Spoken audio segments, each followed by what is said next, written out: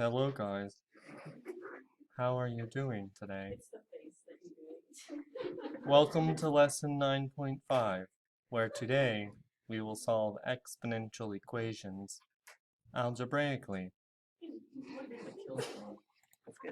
Our objective today, welcome to this video. I've had too much caffeine, I'm telling these kiddos here.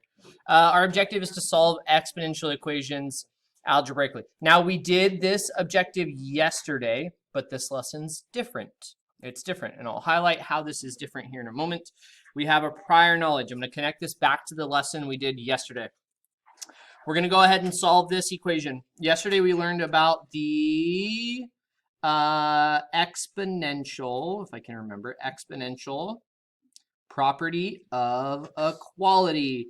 And the exponential property of equality said, in summary, if you have the same base on the left and the right, then you have the same exponent. That's the big takeaway from yesterday's lesson, okay? So go ahead, pause this video, solve the equation. 3 to the power 6x is equal to 27 to the power of x plus 1. I'll show you the solution here in a second. Alrighty, hopefully you went ahead and paused the video. Here is the solution. We want to go ahead and make them the same base. So 27 is 3 to the third power. Now remember, when you have one exponent raised to another exponent, you multiply them. That's power to a power property. So since I have both of these base 3, I can go ahead and set the exponents equal to each other. So 6x is equal to 3 times x plus 1. After distributing, remember you have to distribute 3 times x, 3 times 1 gives us the plus 3. We can go ahead and divide both sides, and we get x is equal to 1. All right, I'm going to go ahead and lead off into this lesson, kind of connecting it to last lesson. Here, if we consider the equation 2 to the power of 6x is equal to 10 to the power of x plus 1, why can we not solve this with the exponential property of equality? Well, remember, exponential property of equality says same base, same exponent. Can I make 10 base 2 to a certain power? Well, 2 to the first is 2, 2 to the second is 4, 2 to the third is 8, 2 to the fourth is 16. Oh, I can't use 2 to make 10. So exponential property of equality, if I don't have the same base, goes out the window. We can't use it, okay? So we cannot represent these with the same base. If you want to pause this and write this down into your notes, you can go ahead and do this. But the big idea here is that 2 cannot be written 10 cannot be written as base 2, right? I can't represent these as the same base. So what are we going to do? Well, what we're going to do is we are going to use a different property for logarithms. So we're going to go ahead and use what's called the property of equality. Now, the property of equality is pretty nice. We use logarithms in order to do this. Can you say the word logarithms? Very good. You can say logarithms. Your camera's on. I can see you, okay? Make sure you say logarithms. Ah, very good. Thank you. So what the property of equality says is if I have one term equal to another term, and we'll see this in an example, I can go ahead and take a logarithm of each side. Now, why logarithms are so useful to us when solving exponential equations is because logarithms and exponentials are inverses. Maybe you want to write this down. Logs and exponentials are inverses. They undo each other, just like multiplication undoes division, just like subtraction undoes addition. We can use these logs to solve our exponential equations. Now, the property that really helps us do this is the power property of natural logarithms. And here is what it is. For any positive numbers m and n, the following property holds. The natural log, and that's what ln stands for, and this is an L as in lion, ln of m to the power of n is equal to n times ln of m. And you're like, Schwarberg, that is alphabet soup. Well, let me go ahead and just give you guys a couple of like concrete examples here. I have the natural log of 5 squared. If I have a logarithm, I can take the power down out of the argument, or whatever's inside of the logarithm, and I can multiply by it. So 2 times the natural log of 5. I would write that example down in your notes. I'll give you another one. Natural log of 3 to the power of 4. Well, because I'm taking a logarithm, that exponent can come down out in the front. 4 times the natural log of 3. And you're like, okay, Schwarberg, why does this help us? Well, if I'm solving an exponential equation, something like 2 to the power of x is equal to 10, kind of what we just said, hey, I can't do this. Well, I need to bring down the x. I need to solve for x. So if I take a logarithm of each side, I can now bring down the x. X times the natural log of 2 is equal to the natural log of 10. Okay, so again, logarithms help us solve our exponential equations.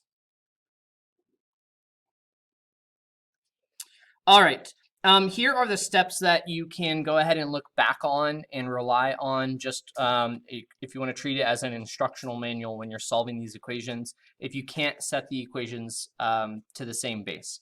Step number 1, you want to go ahead and write the equation as a single term on each side, a single term on each side. So if you have 2 terms on one side, you're going to have to go ahead and move whatever you can to the other side, okay? Step number 2, you want to take the natural logarithm of both sides.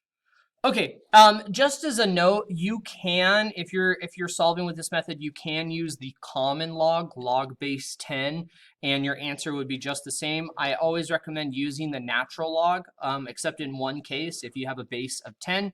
But as far as this lesson and our unit goes, we're going to be using the natural log. I'll always, always, always use the natural log. Okay, once I have done that, I'm going to go ahead and I'm going to use the power property of logarithms. And remember, that just allows me, once I've taken a logarithm, I can pull down that power out in front. Step number 4, we'll solve that equation using algebra, and then we'll state the solution, which is step number 5. Are you ready for an example? Awesome, here we go. First example, 5 to the power of x minus 4 is equal to 7. So the first thing you should notice is you have 2 terms on the left. Here's term number 1. Here's term number 2. I only want 1 on each side. So step number 1, single term on each side. So I'm going to go ahead and I'm going to move the 4 to the other side. Since I'm subtracting, I'll use the inverse operation of addition to go ahead and move that over, and we get 5 to the power of x is equal to 11. Check that out. I've got 1 term on each side. Awesome. Can I make them the same base? No. There's no way I can represent 11 as base 5, right? And I mean, I can't change 5 to a different base. So I'm going to go ahead and step 2, I'm going to use the property of equality. Pretty much is just I'm going to take the natural log of each side. So I'll take ln and I'll put parentheses around this. ln and put parentheses around it. I'm sticking the left and the right side in a natural log function. Notice ln, it should be on the left-hand side of whatever you're writing. So you're not multiplying it, you're sticking it in a logarithmic function. Okay, so this gives me the natural log of 5 to the power of x is equal to the natural log of 11. Step number 3, power property. Now that I have them in logarithms, do you see this exponent right here? Oh, I can bring it down. X times the natural log of 5 is equal to the natural log of 11. Sweet. Now I can go ahead and solve this. That's step 4. I want to just solve it. So since these are multiplying, I'm going to go ahead and I'm going to divide both sides by the natural log of 5.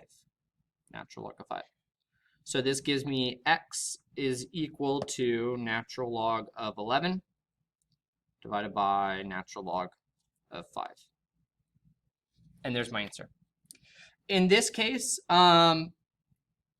they said to give the exact solution, and that's what that is. It's exact. I did not round. I did not approximate.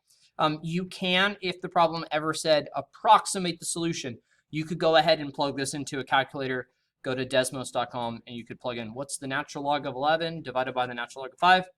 That would give you the solution. But here for us, we are fine right there. I don't have to simplify that, right? Very, very straightforward.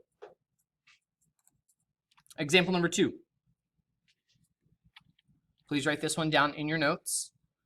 I want to solve 7 to the power of 3x is equal to 250. So step number 1, I want a single term on each side. Hey, check it out. I have one term over here and one term over here. Done. I don't have to do that step. I don't have to do anything. I can go straight to step 2. I can take a natural log of each side. So the natural log of this side and the natural log of this side. And now that I have a logarithm and what we call an argument, this is what we call an argument, what I'm plugging into the function, I can now pull down that exponent to the outside. Okay, so I get 3x times the natural log of 7 is equal to, if I just bring this down, the natural log of 250. Okay, that was step 2 and 3. All right, step 4. I want to go ahead and solve this. I want to get x by itself. So who's hanging out with x that shouldn't be hanging out with x? Well, 3. Good. What else? A natural log of 7. So I'm dividing by 3 and the natural log of 7. This usually blows students' minds. They're like, what? You can divide by 2 things at the same time? Yes, you can. That's fine. So here the 3 cancels and the natural log of 7 cancels. And we're done. That's it. That's it. That's it. Natural log 7.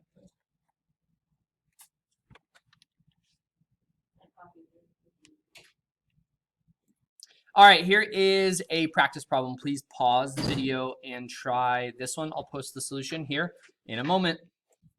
All right, here is the solution. Remember, step number 1 in this is I need a single term on each side. So we subtract 2. 200 minus 2 is 198, 198. And then step 2, I'm going to go ahead, I'm going to take a logarithm of each side. This allows me to bring down that power out in front, right? That's step 3, the power property.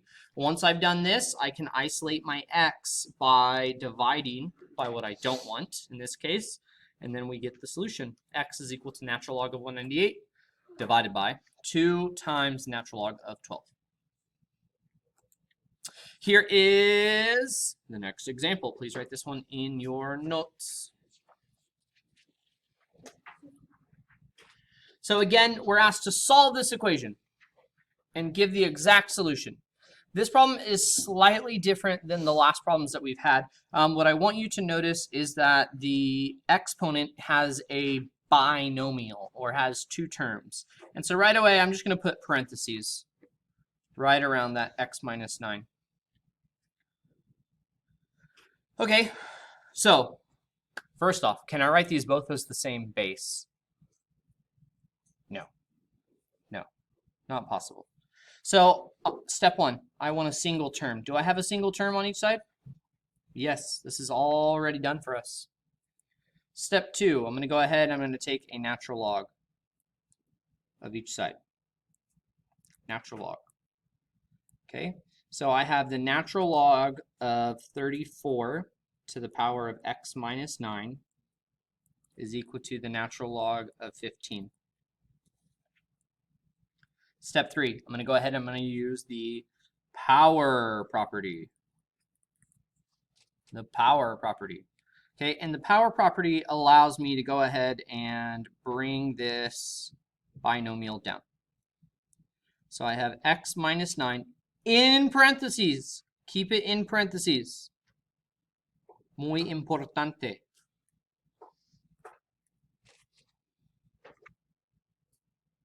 Okay, and step 4, I'm going to go ahead and I'm going to solve this. Now, whenever we solve stuff, we use what I call in my class SADMET, or order of operations in reverse order. And my question for you right now to reflect on before we engage in this solving, and maybe you're like, I already know how to do this. What does the P stand for? Parentheses, right? So I'm going to do that last. I'm going to take care of that minus 9 last is the moral of the story, where I'm going with this. So I'm going to divide this side by the natural log of 34. Divide by the natural log of 34. And I get x minus 9 is the natural log of 15 divided by the natural log of 34. Do I have x by itself yet? No. How do I get x by itself? Well, use the inverse operation of subtraction, which is addition. So these will go ahead and cancel. And we get x is equal to the natural log of 15 divided by the natural log of 34 plus 9. Plus 9. And there's the solution. Okay, so the moral of the story, or the big takeaway for this example, was if you have a binomial, if you have two terms in your exponent, put a parenthesis around it. You wanna keep it protected. Okay. All right, here's a practice problem. Please pause me. Give this a go, and I'll show you the answer here in a second. All right, here is the solution for this example. We make it a single term by adding the 2 on each side, so that gives us 20 on the right. We take a natural log of each side, so we have the power come down, x plus 3. Remember, put parentheses around that x plus 3. You want to keep that protected, do that last. We'll divide each side by natural log of 5, so I have natural log of 20 divided by the natural log of 5. And then I'll go ahead and I'll isolate x by undoing the addition with subtraction. So here is our solution.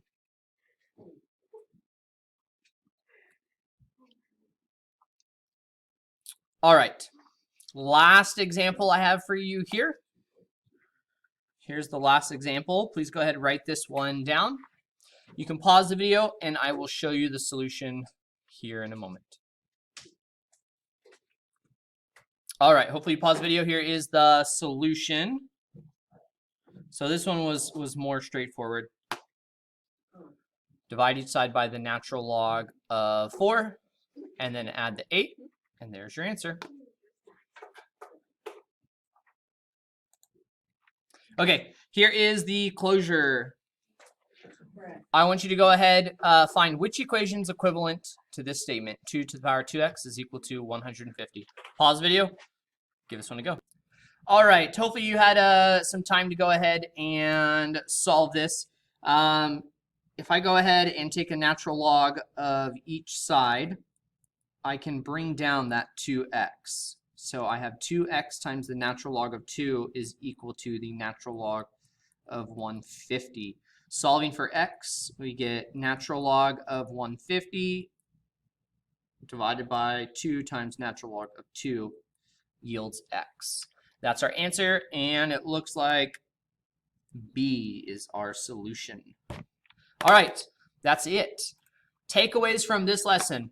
If you cannot make both sides of the equation the same base, you can't use the exponential property of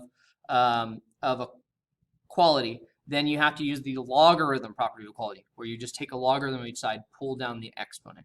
All right, that's it for this lesson. I'll catch you in the next one when we go ahead and solve base E problems. Peace out.